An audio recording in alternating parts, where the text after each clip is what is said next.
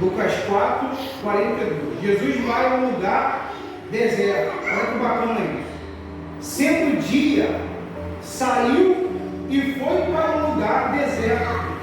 As multidões o procuravam e foram até junto dele.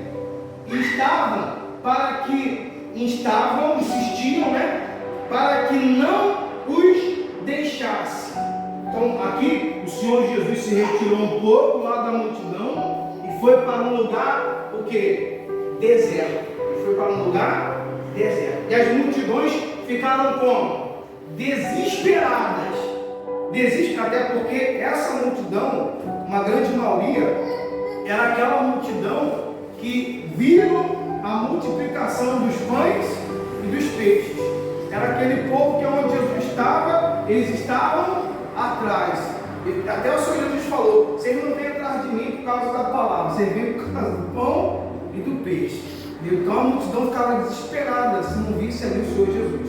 E aqui o Senhor Jesus fala no versículo 43: ele, porém, lhes disse: é necessário que eu anuncie o evangelho do reino de Deus também a outras cidades, pois para isso é que fui enviado, e pregava nas sinagogas da Judéia. Então vamos lá, ele foi para um lugar deserto e pregava nas sinagogas da Judéia. Então peraí, ele estava num lugar deserto que tinha pessoas, um lugar deserto que tinha sinagogas.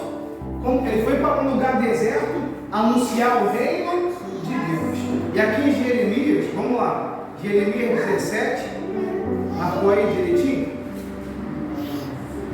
Jeremias 17, no versículo 5, para não ficar muito longo, depois você pode ler o capítulo todo que vai te fazer muito bem. Ele diz assim, ó: assim diz o Senhor, maldito o homem que confia no homem, faz da carne mortal o seu braço e aparta o seu coração do Senhor, porque será como o arbusto solitário aonde? No deserto, e não verá quando vier o bem, antes morará nos lugares secos do deserto, na terra salgada e inabitável. Então o homem, olha o que a Bíblia diz. Aí tem gente aí fora que fala: eu não confio em ninguém, que maldito o homem que confia no homem. Mas não é isso que a Bíblia está falando. Não é a respeito de confiar em outra pessoa, é a respeito da pessoa ignorar a voz de Deus para confiar nas suas próprias vontades. É para confiar, ela está confiando na força do quê? Do braço dela, no eu dela, do orgulho dela.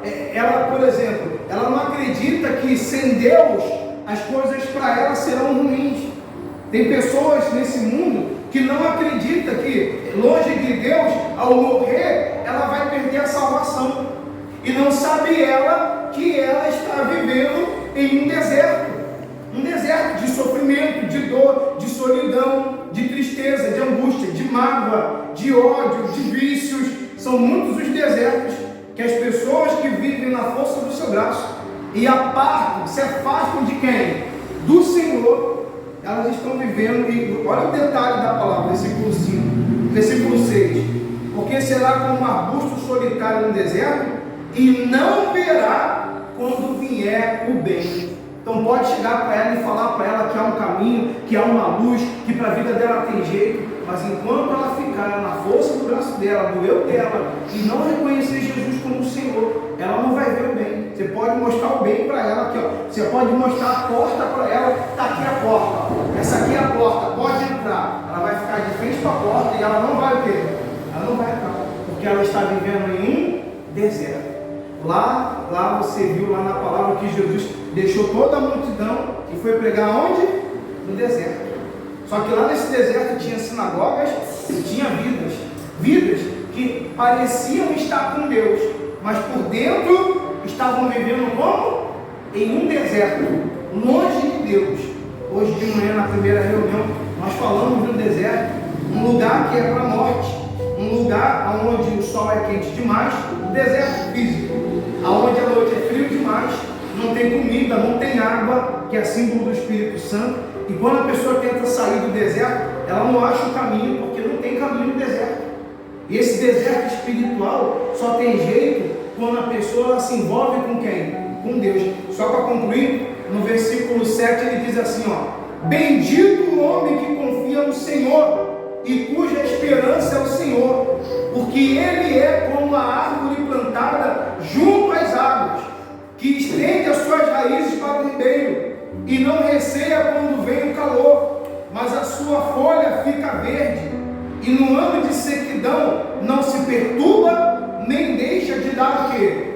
Fruto. Amém, gente? Então não aceite que a sua vida esteja em um deserto. E eu não estou falando do deserto financeiro, porque ainda tem aqueles que estão em um deserto financeiro, amarrados financeiramente, que ela não consegue resolver nada, ela não consegue vencer nada. Isso é um assunto para outro dia, para outra reunião. Estou falando do deserto espiritual, da ausência de Deus, da ausência da água. A água que a Bíblia tanto fala se chama, diga, Espírito Santo. Fala, Espírito Santo. Essa é a água. A água que a Bíblia tanto fala se chama Espírito Santo. O Espírito de Deus, na verdade, o próprio Deus dentro de nós. Assim como nós pegamos a água, né? Quando nós bebemos essa água, imediatamente no nosso corpo físico há um refrigério, sim ou não? Há um alívio, porque a água nos dá essa sensação boa.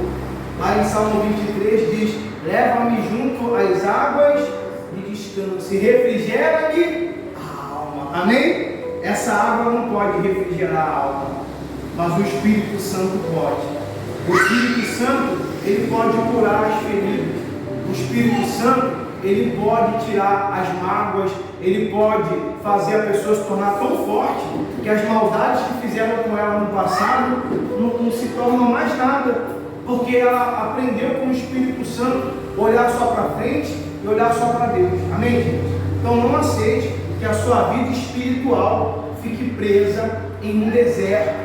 Se volte para buscar, a adorar, se entregar mais a Deus.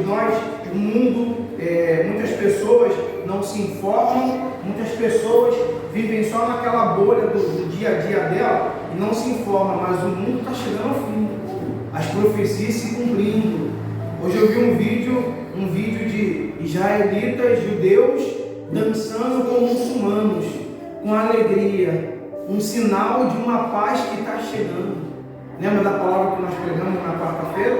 Na sexta-feira, né? Quando ouvirdes falar de quê? De paz, aí virá a verdadeira guerra. Essa paz desse mundo é uma paz ilusória. É uma paz que está sendo preparada para o tormento do anticristo. Isso é bíblico. Ainda há cristão que não acredita. Não é bem assim, mas está na Bíblia. E eu creio na palavra. Vocês creem na palavra também? Eu creio na palavra. Essa palavra não falha, ela se cumpre e ela é fiel. Amém, gente?